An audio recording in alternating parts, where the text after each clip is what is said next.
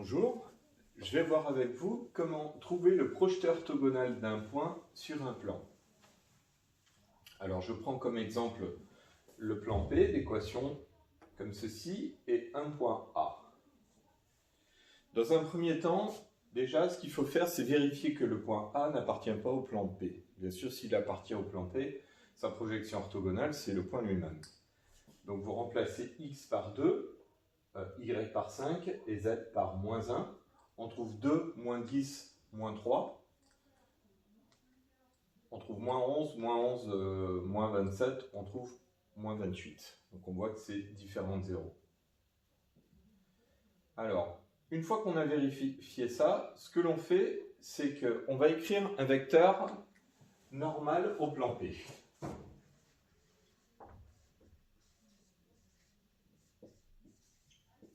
Alors, pour un vecteur normal au plan P, on prend le vecteur qui a pour coordonnées les coefficients qui sont devant x, y et z. Donc directement, on peut dire que un vecteur normal sera donné par coefficient devant x, c'est-à-dire 1, coefficient devant y, moins 2, coefficient devant z, 3. Directement, on a un vecteur normal.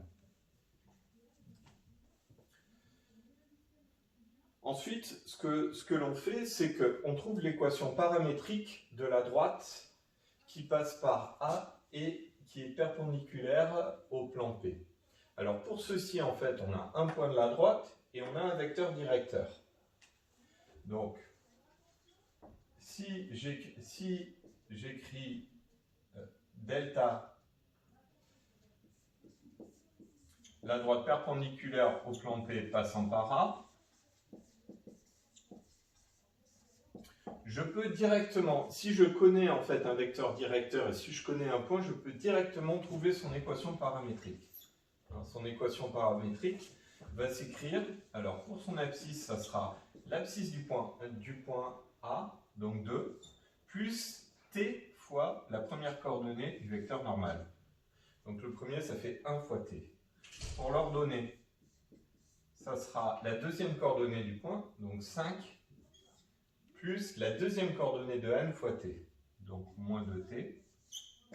En fait, il suffit de garder les coordonnées de A et de multiplier t par les coordonnées du vecteur qui est directeur. Pareil pour z de t, on va prendre troisième coordonnée du point A, c'est-à-dire moins 1, et ensuite on multiplie par 3 fois t. Ça nous donne en fait la droite qui est orthogonale au plan P et qui passe par A. Donc le projeté orthogonal, ça sera exactement l'intersection de cette droite avec notre plan P. Donc on va l'écrire H. Le projeté orthogonal sera l'intersection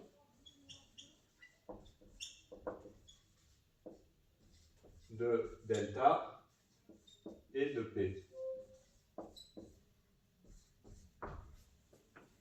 Ça nous permet en même temps de voir comment est-ce qu'on trouve l'intersection d'une droite définie par une équation paramétrique et d'un plan P. Alors pour ceci, ce qu'on part, c'est qu'on part de l'équation du plan P et on va remplacer x, y et z par xt, yt et zt. Ça va nous donner en fait une équation t que l'on va résoudre. Donc le x, je le remplace par 2 plus t. Le y qui est ici, je le remplace par 5 moins 2t. Il faut que je fasse attention, j'ai un moins 2 devant, donc il va falloir mettre une parenthèse. Le z, je le remplace par moins 1 plus 3t. Il y a un 3 devant, donc je vais mettre plus 3, une parenthèse, et écrire moins 1 plus 3t. Moins 17 égale 0. Là, en fait, en développant tout, j'ai une équation du premier degré en t. Donc, je vais mettre t d'un côté, je vais isoler t, mettre t d'un côté, et toutes les autres constantes qui restent, je vais les mettre de l'autre côté. D'abord, je développe, j'obtiens 2 plus t, moins 10, plus 4t, moins 3, moins 17, égale 0. Donc, ensuite, je regroupe les t. t plus 4t, ça fait 5t. 5t plus 9t, ça fait donc 14t.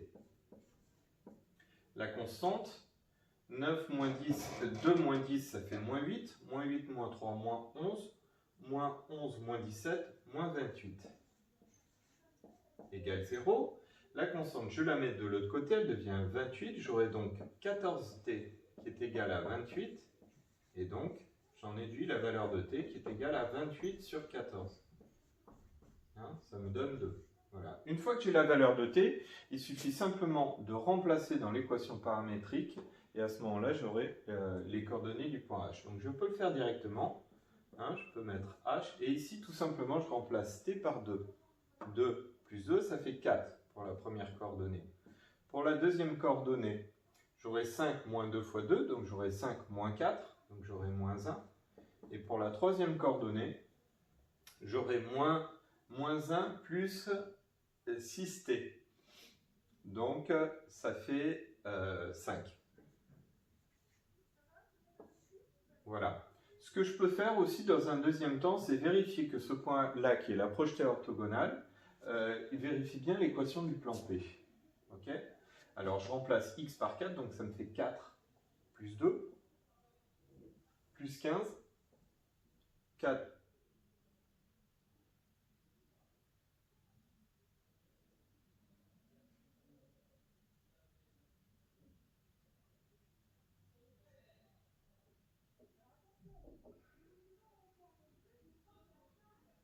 Ça fait plus 1 ici.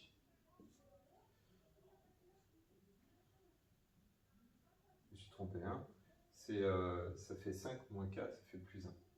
Voilà, donc j'aurai 4 moins 2, ça fait 2. Plus 15, 17, 17 moins 17, ça fait bien 0. Donc vous avez vu, ça m'a permis justement de résoudre une petite erreur de signe que j'ai fait ici.